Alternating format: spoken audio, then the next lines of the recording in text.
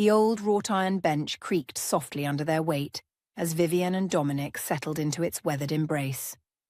Autumn had painted the park in brilliant shades of amber and crimson, and the maple leaves that had drifted down during the previous night's wind now formed a natural carpet beneath their feet. The late afternoon sun filtered through the canopy above, casting dancing shadows that shifted and swayed with each gentle breeze. Vivian pulled her wool cardigan closer around her shoulders, breathing in the crisp October air that carried hints of wood smoke and the earthy scent of fallen leaves. Her auburn hair caught the golden light as she turned to face Dominic, her green eyes sparkling with the kind of joy that comes from being completely, utterly in love. "So," she said, her voice soft but animated, "we need to make a decision about the date. My mother keeps asking, and honestly, I think she's more excited about planning this wedding than we are."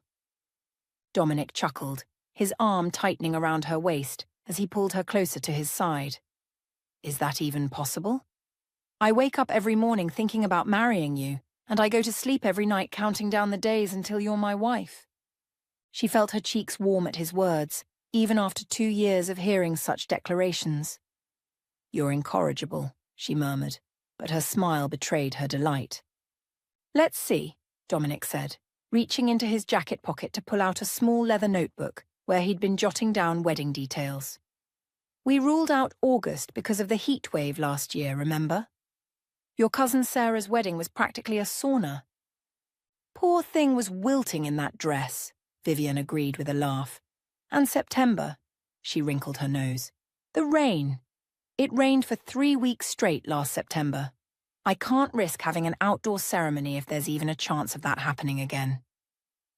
"October's beautiful now," Dominic observed, gesturing to the colourful trees around them. "But it gets cold fast.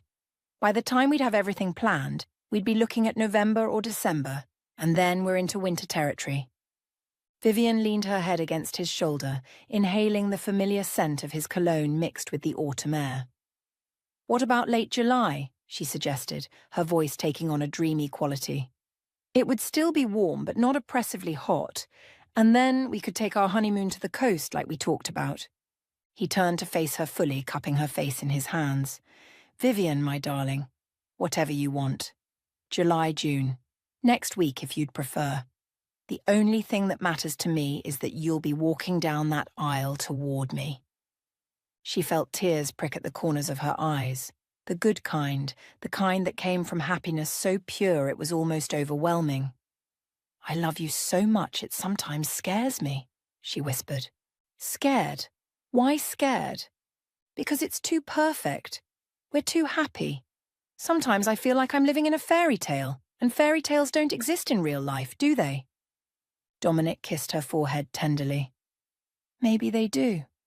Maybe we're writing our own." They sat in comfortable silence for a moment, watching an elderly man feeding pigeons near the fountain. The birds cooed and fluttered around his feet, their wings catching the light as they competed for breadcrumbs. "I want children," Vivian said suddenly, surprising herself with the declaration. "Not right away, of course, but I want to fill our house with laughter and chaos and tiny shoes scattered everywhere."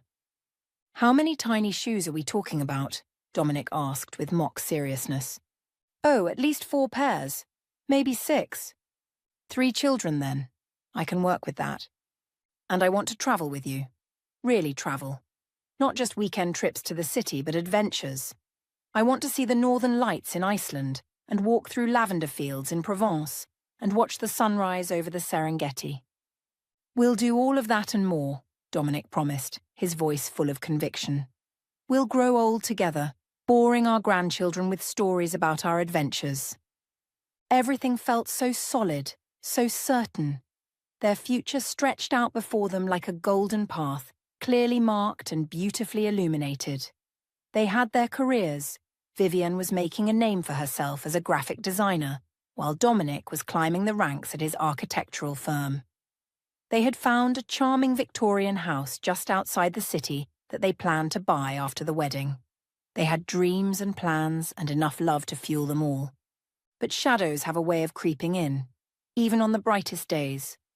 Camille had always been the storm cloud in Vivian's otherwise sunny sky. 5 years older and perpetually dissatisfied, she moved through life with the bitter conviction that the world owed her something it had never delivered. Where Vivian was warm and open, Camille was calculating and cold. Where Vivian drew people to her with her genuine interest in their lives, Camille repelled them with her sharp tongue and barely concealed contempt. The sisters had never been close, but the distance between them had grown into a chasm over the years. Camille worked as a buyer for an upscale boutique, a job that allowed her to surround herself with beautiful things she couldn't afford while cultivating relationships with wealthy clients she secretly despised. She lived in a sleek downtown apartment that looked impressive but left her bank account perpetually strained. Everything about her life was a carefully constructed facade designed to mask the deep well of envy that had been growing inside her since childhood. When Vivian had called to share the news of her engagement, Camille's congratulations had been as smooth as silk and twice as artificial. "Dominic Laurent, you said? The architect," Camille had purred into the phone. "How wonderful for you, darling. I'd love to meet him properly. Why don't you bring him to dinner next Friday? I'll cook." The dinner had been a masterpiece of subtle manipulation. Camille had worn a dress that hugged her curves in all the right places. Black, sophisticated, expensive-looking. She had prepared beef bourguignon, lit candles, chosen a wine that cost more than most people spent on groceries in a week. The apartment had been transformed into something from a magazine spread. "So, Dominic," she had said as she refilled his wineglass for the third time, "Vivian tells me you're working on the new cultural centre downtown. That must be incredibly challenging and incredibly rewarding." Dominic had lit up, launching into a detailed explanation of the project's complexities. Camille had listened with rapt attention, asking intelligent questions, making observations that revealed she had done her research. Where Vivian sometimes glazed over when Dominic got too technical, Camille hung on every word. "It's refreshing to meet someone who understands the artistic vision behind architecture," Dominic had said, and Camille had smiled, a slow, satisfied smile that Vivienne had caught, but couldn't quite interpret. The evening had ended with Camille insisting they must do this again soon. "Family is so important," she had said, embracing Vivienne at the door.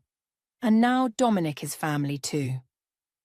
Over the following months, Camille had woven herself into their lives with surgical precision.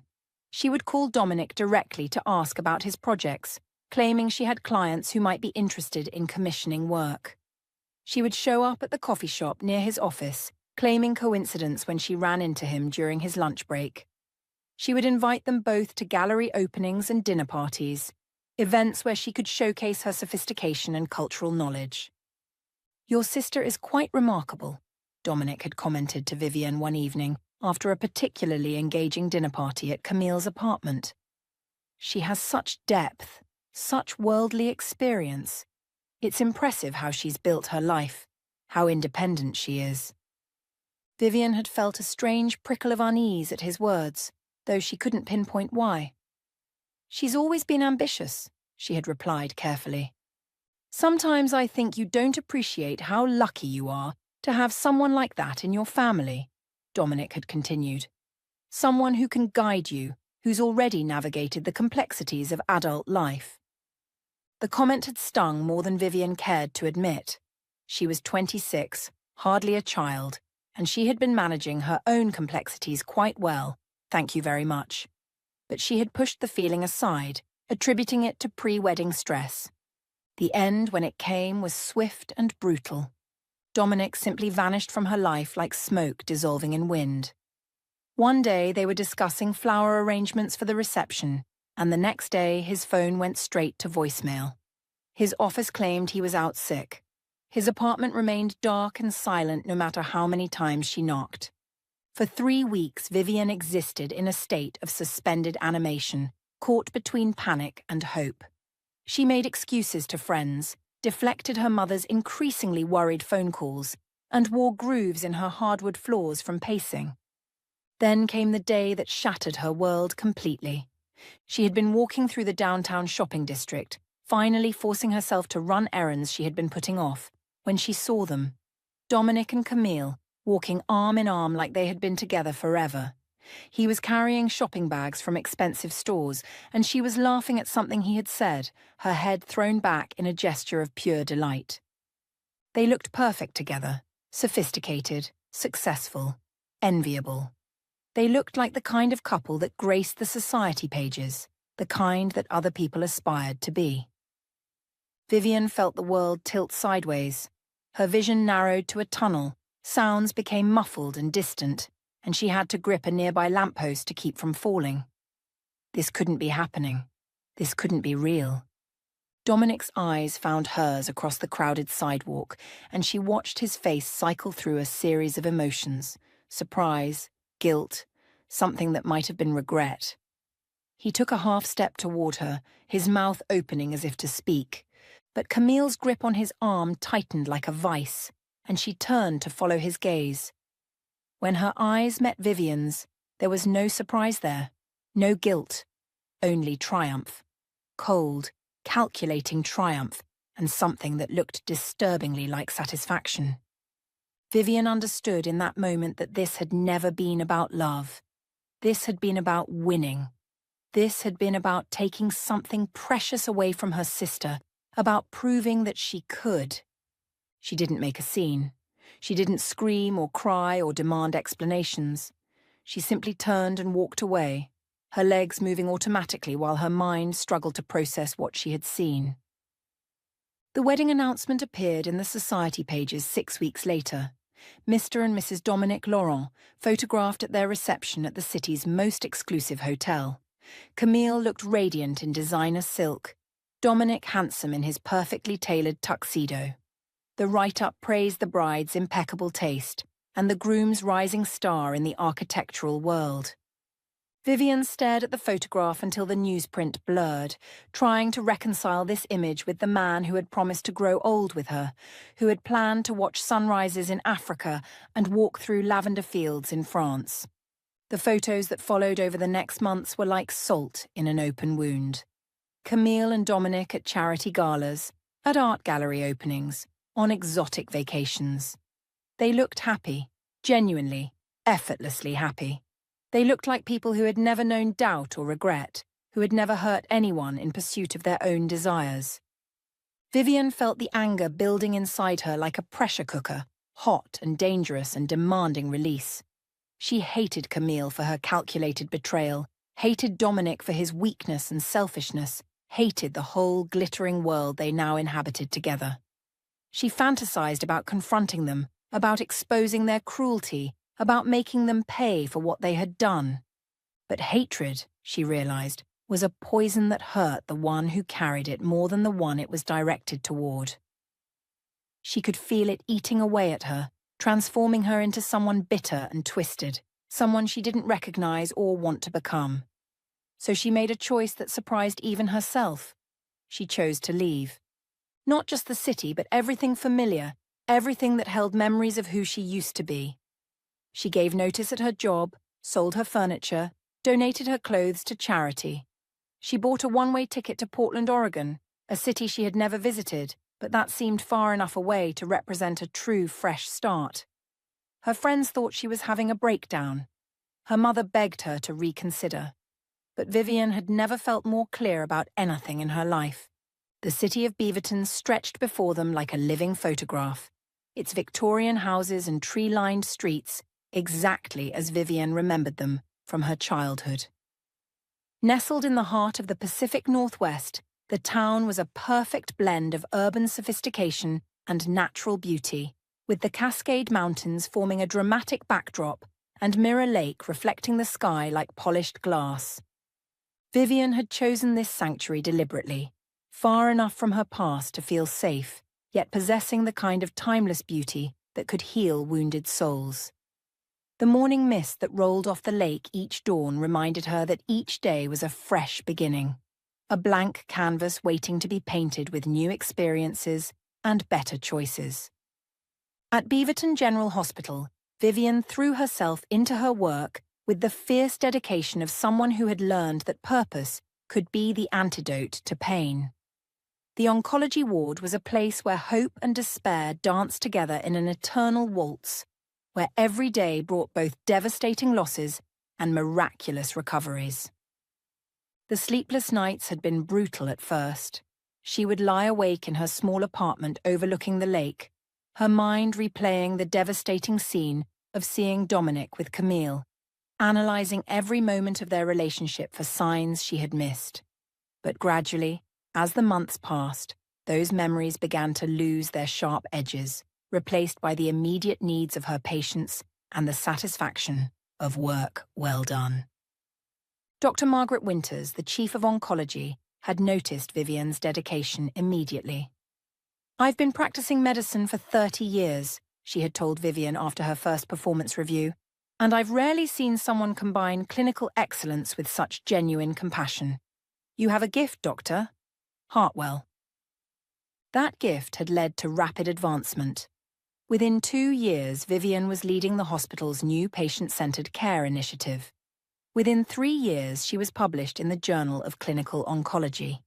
By her 4th year in Beaverton, she was invited to speak at conferences across the country about integrative approaches to cancer care.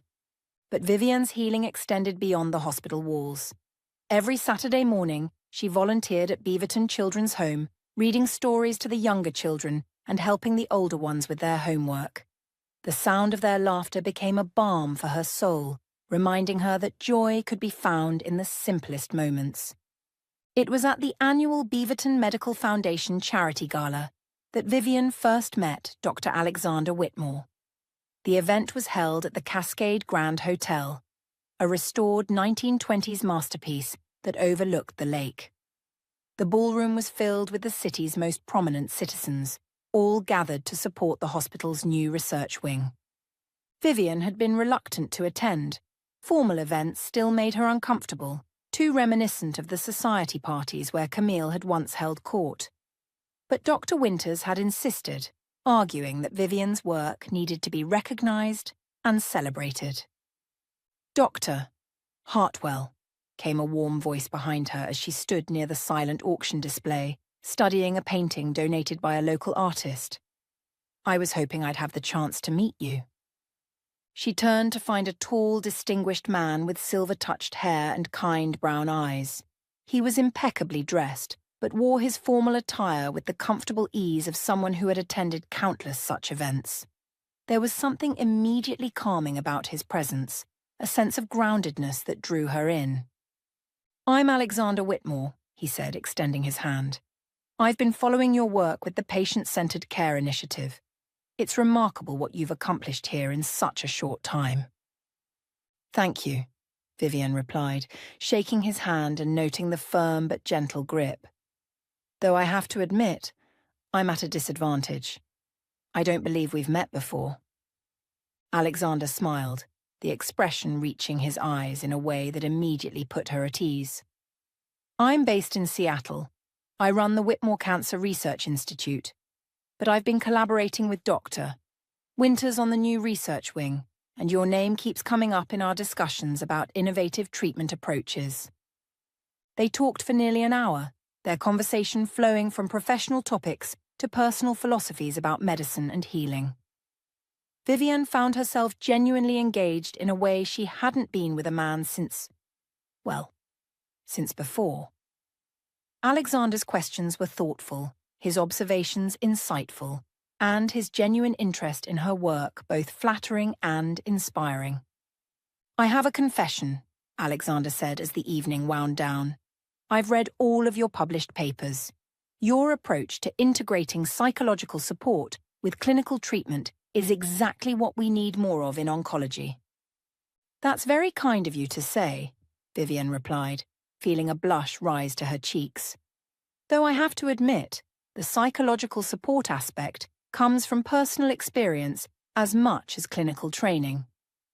Alexander observed gently, "The best healers are often those who have needed healing themselves. Would you be interested in visiting the Institute sometime?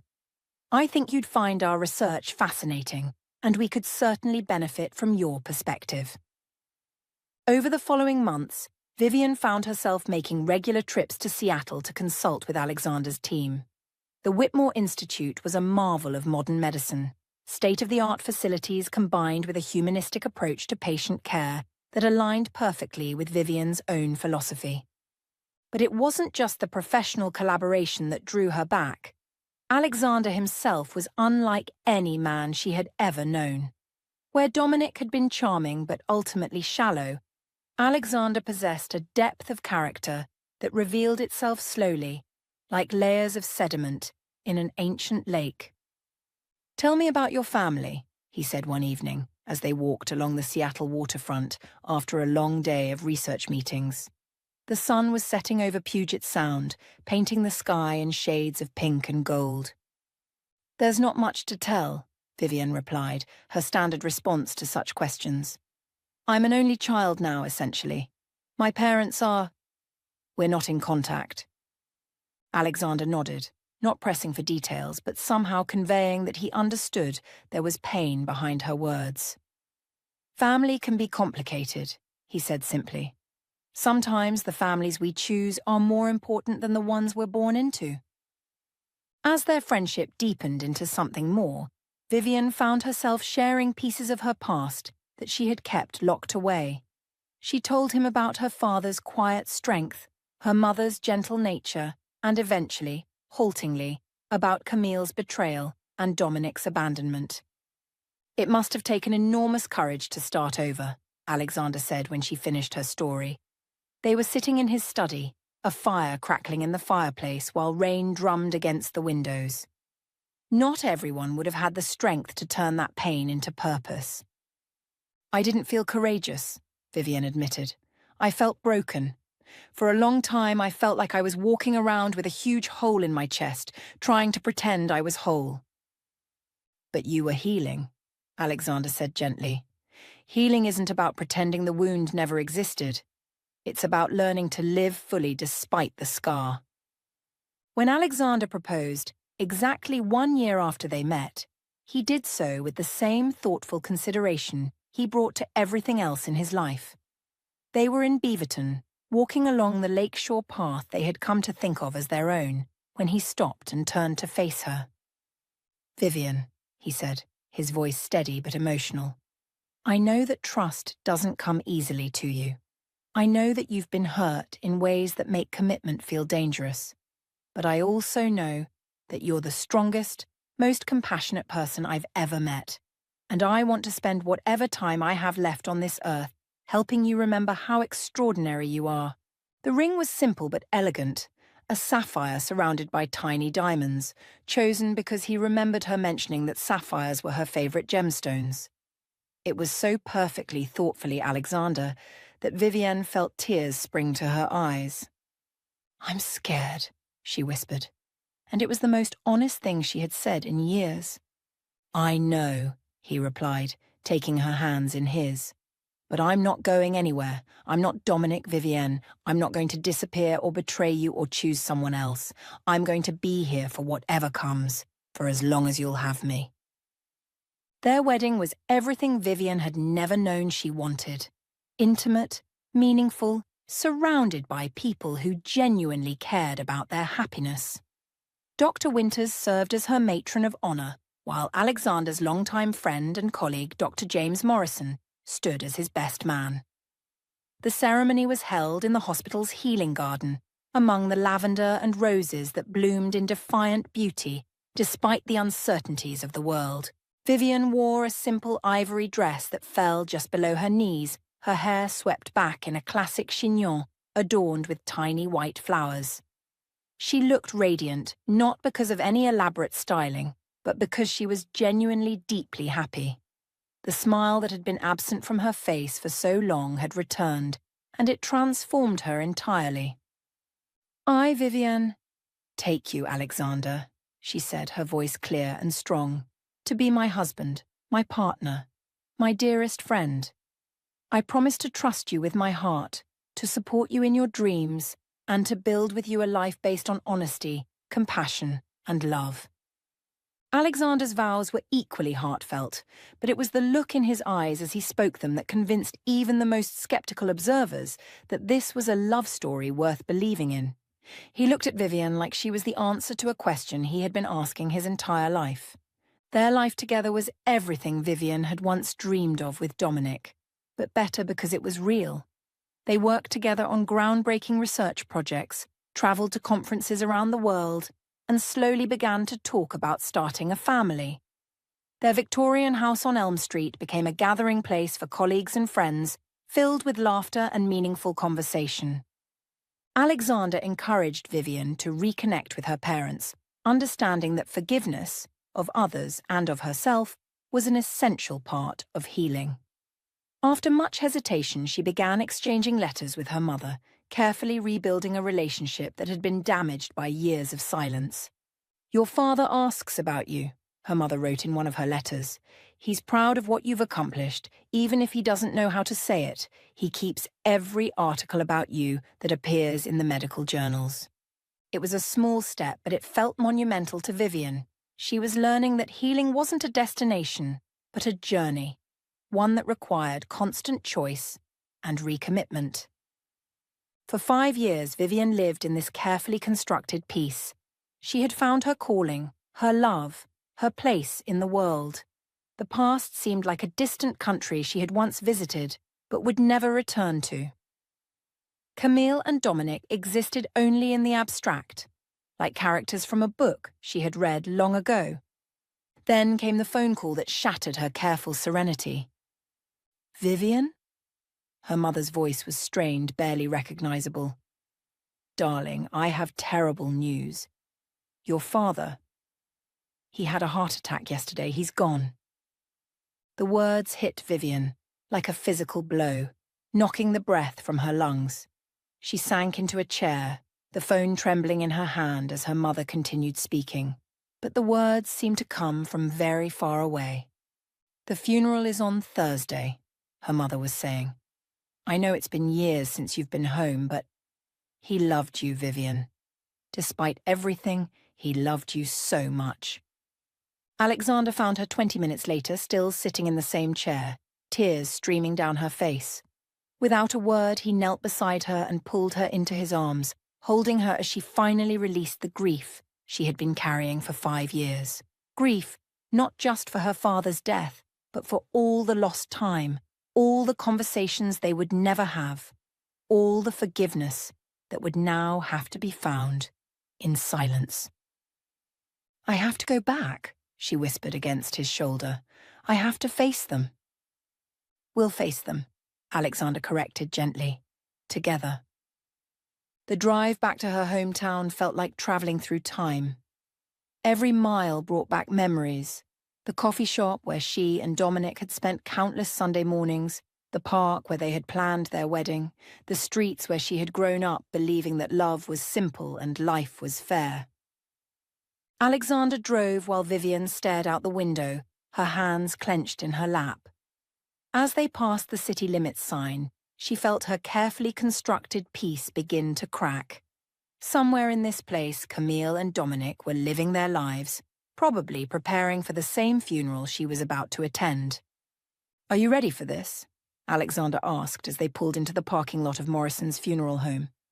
Vivian took a deep breath, straightening her shoulders in the gesture that had become her armor over the years. "I don't think anyone can be ready for something like this, but I have to do it. For my father. For myself." At the funeral home, Vivian signed the guest book with trembling fingers, noting the familiar names of family friends and her father's colleagues. At the bottom of the page, written in elegant script, were 2 signatures that made her heart race: Mr. and Mrs. Dominic Laurent.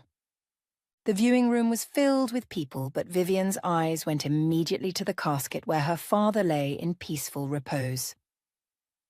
He looked smaller than she remembered, but his face held the same gentle expression she had loved as a child. She approached slowly, Alexander's steadying hand on her back, and whispered the words she had been saving for 5 years. "I'm sorry, Daddy. I'm sorry I stayed away so long. I'm sorry I was too proud to call. I love you, and I hope you knew that, even when I was too stubborn to say it." It was then that she heard the voice that had haunted her dreams for half a decade. "Well, well. Look what the cat dragged in. Vivian turned slowly, her heart hammering against her ribs. Camille stood behind her, resplendent in a black designer coat that probably cost more than most people's monthly salary.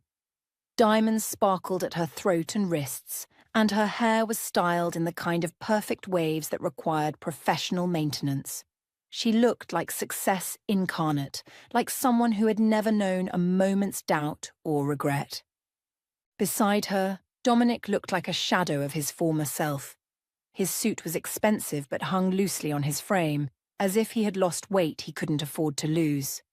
His face was gaunt, his eyes haunted, and there was a tremor in his hands that he couldn't quite hide. He looked like a man who had gotten everything he thought he wanted and discovered it was worthless. "Camille," Vivian said quietly, her voice steady despite the storm raging inside her. "Dominic." Camille's eyes glittered with malicious pleasure as she looked Vivian up and down, taking in her simple black dress, her understated jewelry, her carefully composed expression. "Still playing the martyr, I see." "How predictable." Vivian's smile emerged slowly, like dawn breaking over still waters. It was neither triumphant nor bitter, but carried within it the quiet strength of someone who had walked through fire and emerged not just unburned, but refined. The years had taught her that grace was not weakness, and dignity was not defeat. "Camille," she said, her voice carrying the calm authority she had learned in countless hospital rooms where life and death decisions were made with steady hands and clearer hearts. "I can see that life has been kind to you materially. I'm genuinely glad for your prosperity."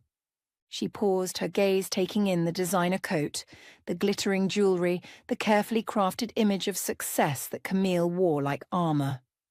"But you know, in my work, I've learned that happiness isn't measured by the carat weight of diamonds or the thread count of silk. It's measured by how peacefully you sleep at night, how genuinely you can smile, how deeply you can love without fear." Camille's perfectly painted lips parted slightly, as if she wanted to respond with another cutting remark, but something in Vivian's tone, not condescending, not pitying, but simply honest, seemed to rob her of her prepared arsenal of cruelty. "Let me introduce you to my husband," Vivian continued, turning slightly toward the entrance of the funeral home. At that precise moment, as if summoned by some cosmic choreographer, Alexander stepped through the heavy oak doors. He moved with the confident bearing of a man who had spent decades making decisions that saved lives, commanding respect in operating rooms and boardrooms alike. His charcoal grey suit was impeccably tailored but understated. And while his face reflected the appropriate solemnity for the occasion, there was an unmistakable warmth in his eyes as they found Vivian. Dr. Alexander Whitmore was not just tall and distinguished, he was the kind of man who commanded attention without seeking it. His silver-touched hair was perfectly styled, his posture erect without being rigid. And when he smiled, it was with the genuine warmth of someone who had learned to find joy in service to others. His presence filled the room, not with arrogance, but with the quiet confidence of someone who knew his own worth and felt no need to prove it. The effect on the assembled mourners was immediate and electric. Conversations stopped mid-sentence, heads turned, and a ripple of recognition swept through the crowd like a wave breaking on shore. Whispers began to buzz through the room like the hum of distant bees. "Is that Dr. Alexander Whitmore? The Alexander Whitmore? From the Whitmore Institute? He was just on the cover of Medical Quarterly. Didn't he just donate $10 million to children's cancer research? He's the one who developed that new treatment protocol everyone's talking about." Camille's face underwent a transformation that would have been comedic if it weren't so telling. The colour drained from her cheeks as if someone had pulled a plug, and her carefully applied makeup suddenly seemed garish against her pallor. Her mouth opened and closed silently like a fish gasping for air, and her eyes widened with a mixture of shock, disbelief, and something that looked dangerously close to panic.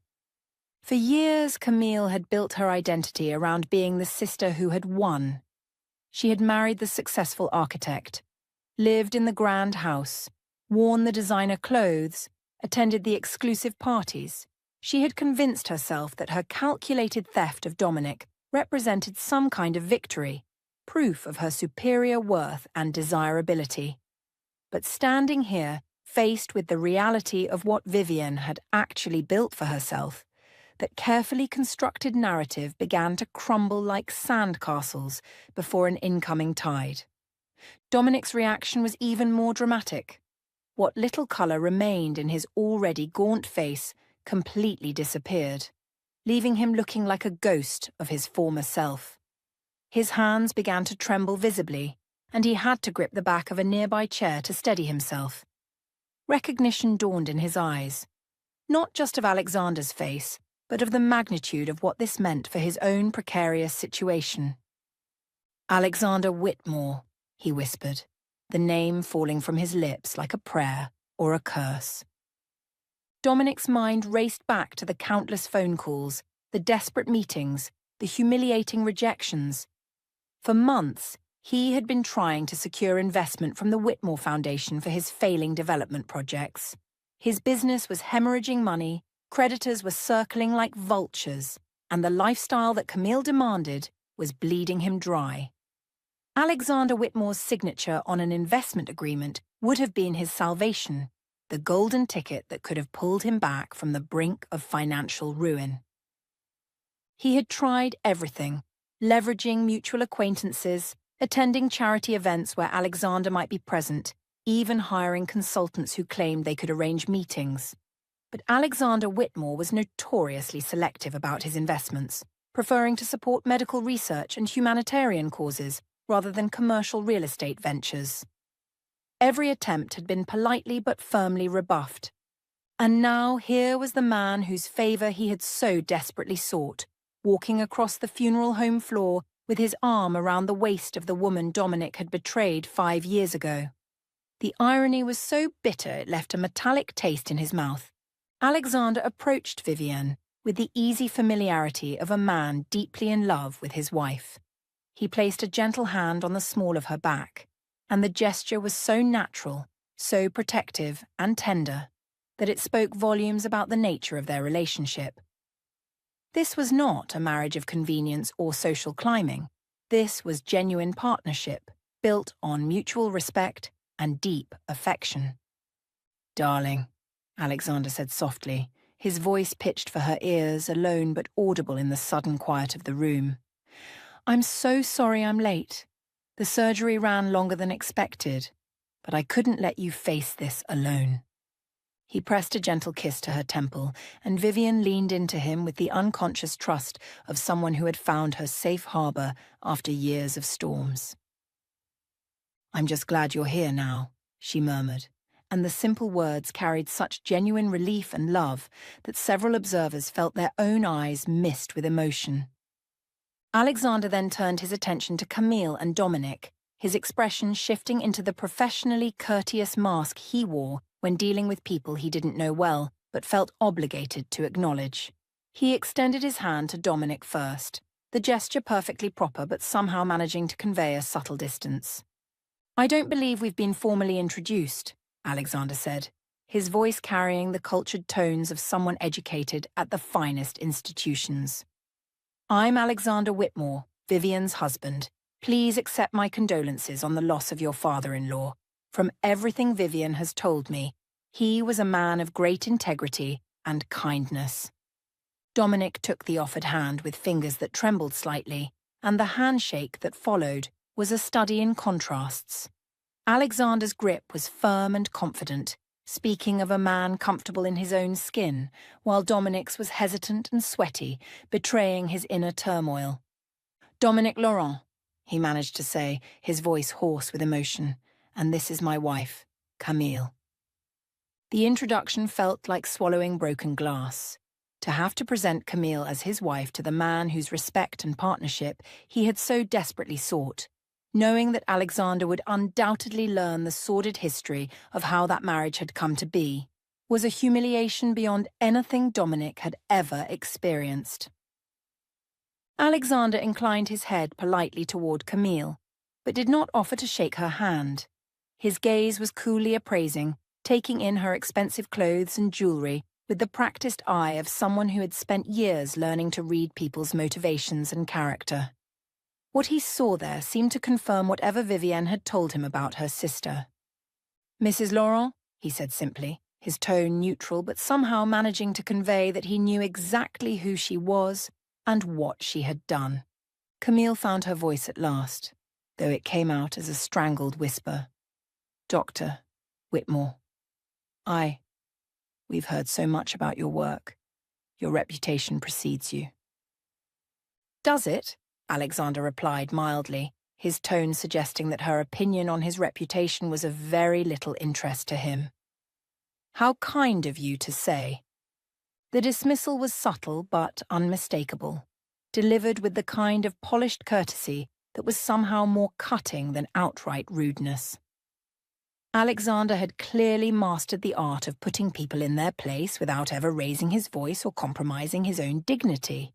Vivienne watched this exchange with a mixture of gratitude and amazement. She had told Alexander about Camille and Dominic, of course, but seeing him handle them with such quiet authority made her fall in love with him all over again. He wasn't trying to humiliate them or score points. He was simply protecting his wife while maintaining his own integrity. "If you'll excuse us," Vivienne said, taking Alexander's arm, "I'd like to pay my respects to my father." Together they walked toward the casket where her father lay in peaceful repose. The crowd parted before them like water, and Vivienne could feel the weight of dozens of eyes following their progress. But for the first time in 5 years, she didn't feel exposed or vulnerable. She felt protected, cherished, and proud. As they stood before her father's casket, Vivienne felt Alexander's strength flowing into her through their joined hands. The man in the coffin looked smaller and frailer than she remembered, but his face held the same gentle expression that had comforted her as a child. "I'm sorry I stayed away so long, Daddy," she whispered, her voice barely audible even to Alexander. "I was hurt and angry and stubborn, and I let my pride keep me from the people who loved me. But I want you to know that I found my way back to love, to purpose, to peace. I hope that wherever you are, you can see that I'm happy. I hope you're proud of who I've become." Alexander squeezed her hand gently, and she felt his silent support like a warm blanket around her shoulders.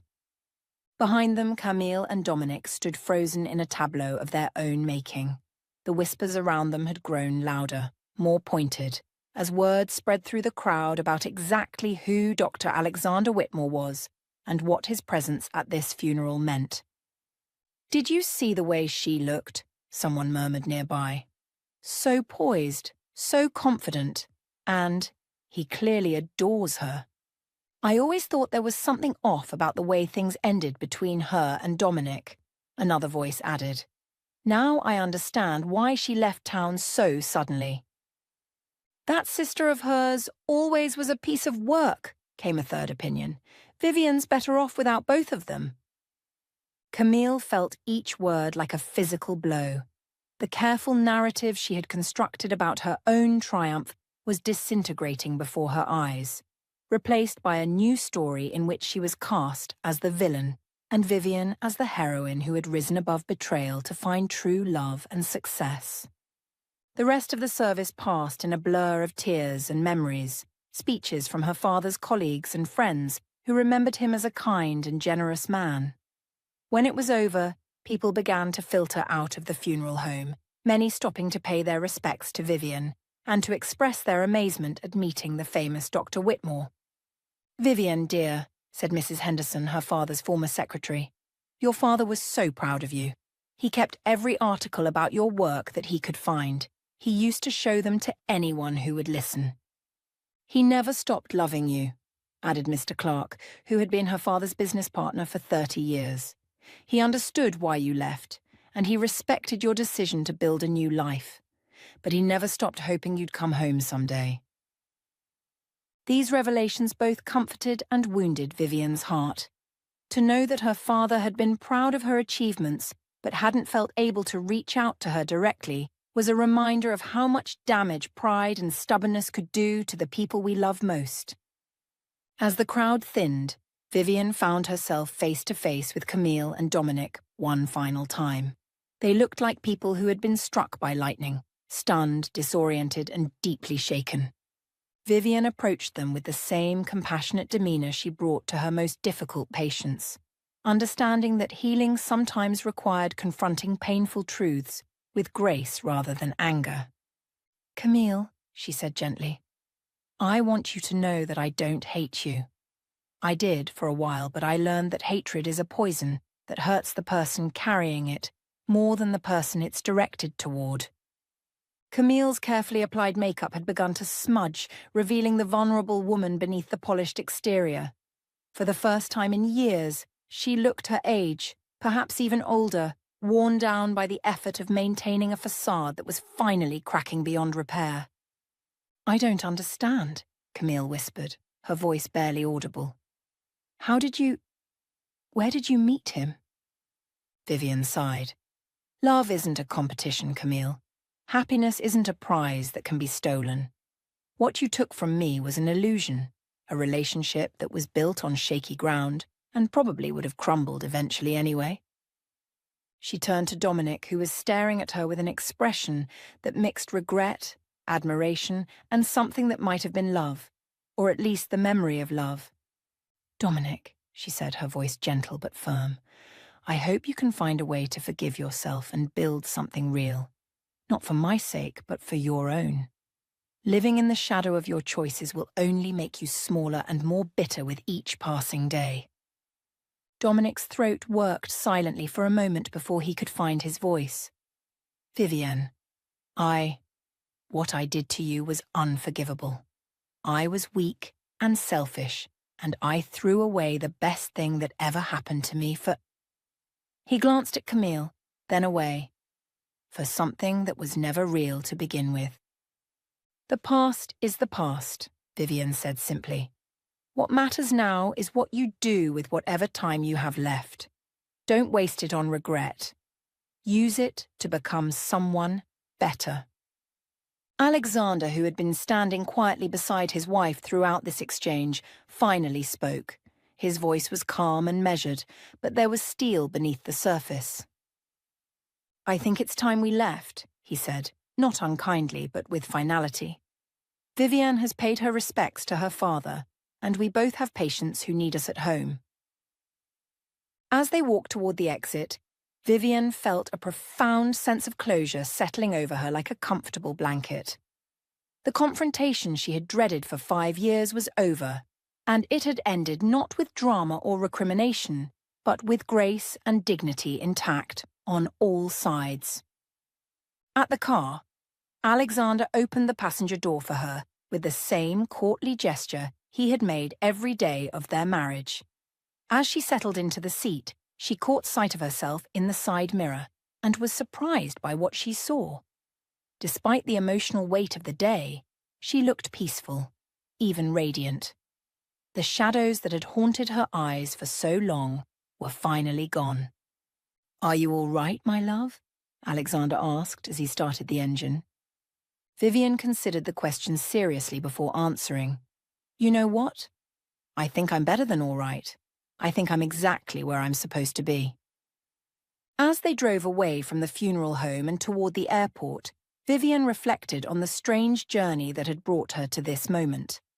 5 years ago, she had left this town broken and betrayed, convinced that she would never be able to trust or love again.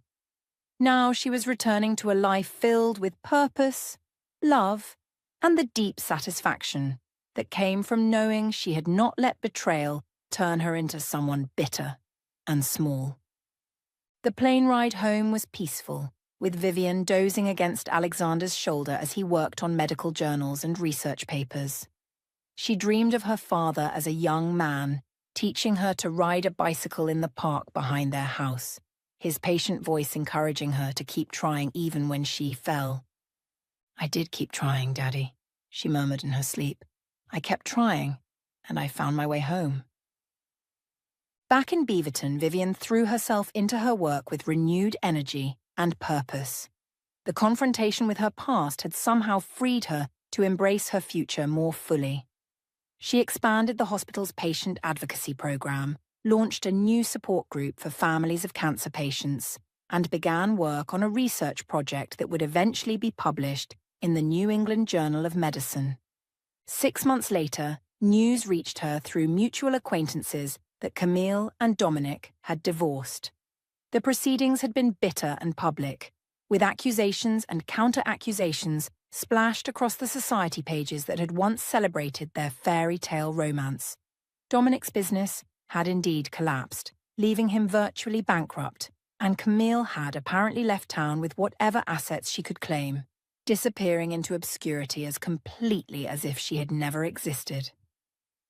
Vivian felt no satisfaction at this news, only a deep sadness for two people who had chosen destruction over growth, competition over collaboration, appearance over substance. She hoped that somewhere, someday, they would both find a way to build something real and good from the ashes of their shared mistakes. On a crisp autumn evening, exactly 1 year after her father's funeral, Vivian stood in her garden watching Alexander tend to the roses they had planted together. The setting sun painted the sky in shades of gold and crimson, and the air was filled with the scent of wood smoke and the promise of winter. "Do you ever regret it?" Alexander asked, looking up from the rosebush he was pruning. "Leaving your hometown, starting over, all of it?" Vivian considered the question as she watched a flock of geese flying south in perfect formation. "No," she said finally. "I don't regret any of it.